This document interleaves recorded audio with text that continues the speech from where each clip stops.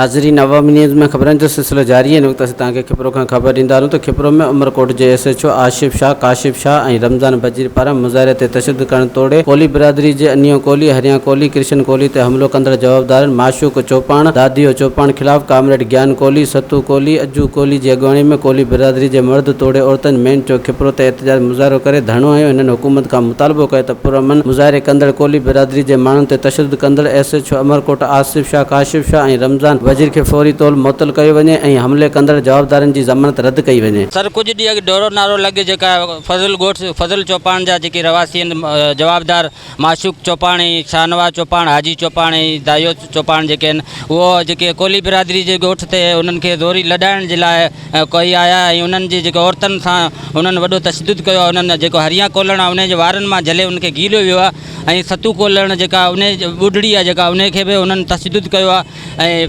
जॾहिं हीअ NC FIR कटाइण लाइ जॾहिं कानून वटि जॾहिं थाणे ते पहुता सिटी थाणो उमरकोट त उते जो आतिफ़ शाह जेको SHO ऐं रमज़ान बजीर वॾो मुंशी ऐं काशिफ जेका आहे उहो पुलिस ऑफिसर उन्हनि जी दरख़्वास्त जेका फ़रियाद ॿुधण जे बदिरां उन्हनि ते सतू कोलण ते वरी उन्हनि जेको तशद्दुद कयो त अवी हिते छो आया ऐं पुलिस जेका वॾेरनि जी वंगार वेंदे उन्हनि सां जेको इंसाफ़ न कयो आहे। उन्हनि खां पोइ हिननि जेका कोर्ट में फ़रियाद बि दाख़िल करायो आहे जंहिं ते इन्हनि 4 जवाबदारनि जी रद्द बि थी आहे। असां जेको भील सुजा काउंसिल पाकिस्तान जे प्लेटफार्म तां असां इन कोली बिरादरी ते ठहियो पर भील मिसकिन जेके कोली ओड मेघवाड़ जेके भी हिंदू बिरादरी है या को भी इंसान हितां ग़रीब आहे उन्हनि सां असां गॾु आहियूं ऐं असांजो इहो चवणु आहे त जेका ग़रीब माण्हुनि सां जेको ज़ुल्म थी रहियो आहे उनखे बंदि कयो वञे। ऐं हींअर असांजो मुतालबो एडिशनल सेशन जज उमरकोट खां DIG IG सिंध खां आहे ऐं सुप्रीम कोर्ट खां आहे त असांजे जेको कोली बिरादरी जा जेके मुतासिर दुर आहे उहो जेके हिन वक़्तु ॾिनल आहिनि ऐं पंहिंजे ॻोठ खां ॿाहिरि निकिरण ते मजबूरन पंहिंजे कमकार करण ते मजबूरन उन्हनि खे जेको पुलिस पिकेट क़ाइमु करे ॾिनी वञे, उन्हनि जी तोहफ़त फ़राहम कयो वञे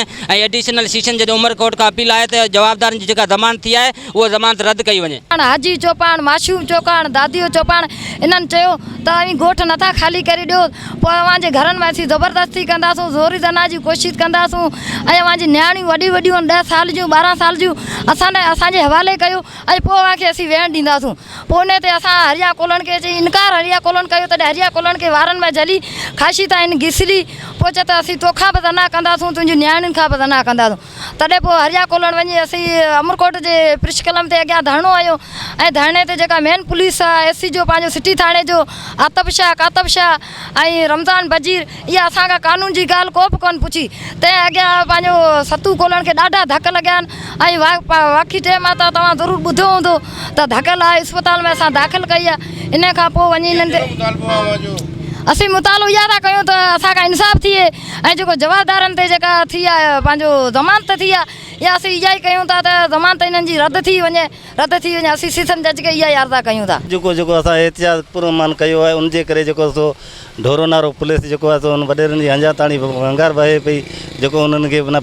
जेको पुलिस बि उनखे सिक्योरिटी बि कोन था ॾिए। तंहिंखां पोइ जेको आहे पुलिस जेको सतू कोलण खे धक आहे उनजो जेको अंजा ताणी को बि इंसाफ़ SP कोन वठी ॾिनो आहे, उन्हनि खे इंसाफ़ वठी ॾिनो वञे। सेशन जज खे असांजी अपील आहे त ज़मानत रद्द करे उनखे गिरफ़्तार। वधीक ख़बरनि ऐं तफ़सील लाइ विज़िट कयो अवामी news Facebook page, YouTube page ऐं अवामी न्यूज़ वेबसाइट।